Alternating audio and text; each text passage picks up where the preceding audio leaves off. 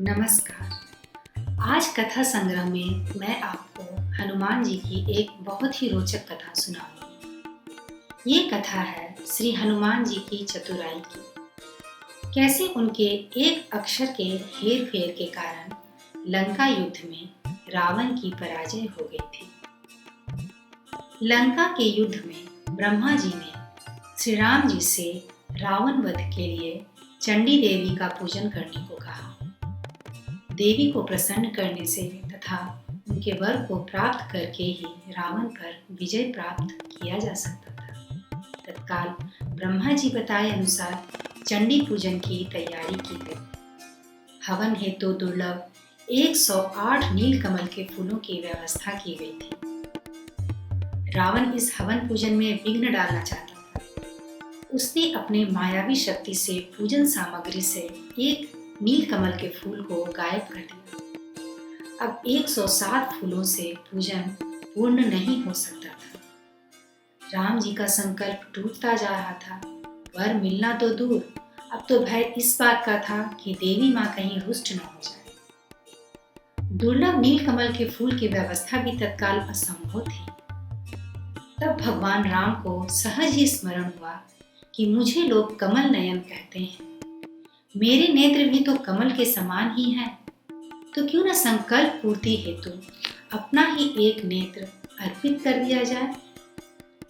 प्रभु राम जैसे ही एक बाण से अपना नेत्र निकालने के लिए तैयार हुए, तभी देवी प्रकट हो गई और देवी ने प्रसन्न होकर राम जी को विजय श्री का आशीर्वाद दिया। आशीर्वाद तो मिल गया, लेकिन रावण की चालबाजी को देखकर हनुमान जी कुपित थे।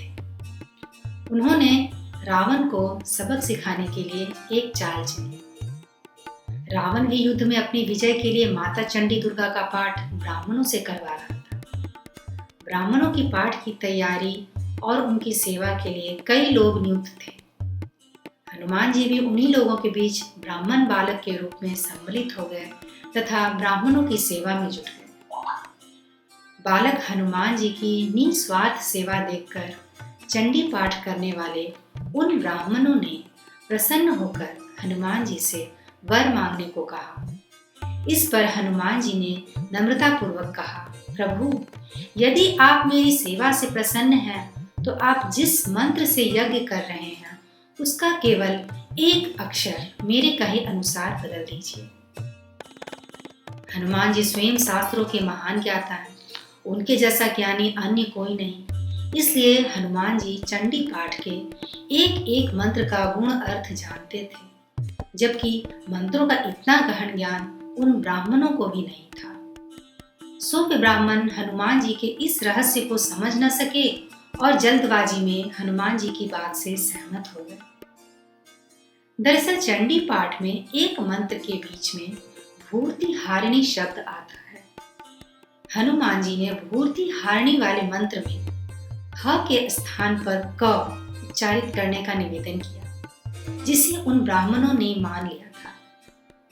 मंत्र में भूर्ति हारिणी का अर्थ है दुख हरने वाली, और यानी कारिणी का मतलब होता है दुख देने वाली। एक अक्षर की वजह से मंत्र गलत हो गया और मां चंडी क्रोधित हो गई और उन्होंने रावण को उसके सर्वनाश होने का श्राप दे दिया। हनुमान जी ने श्लोक में ह की जगह क करवाकर रावण की यज्ञ की दिशा ही बदल दी। यह थी हमारी आज की कथा। धन्यवाद।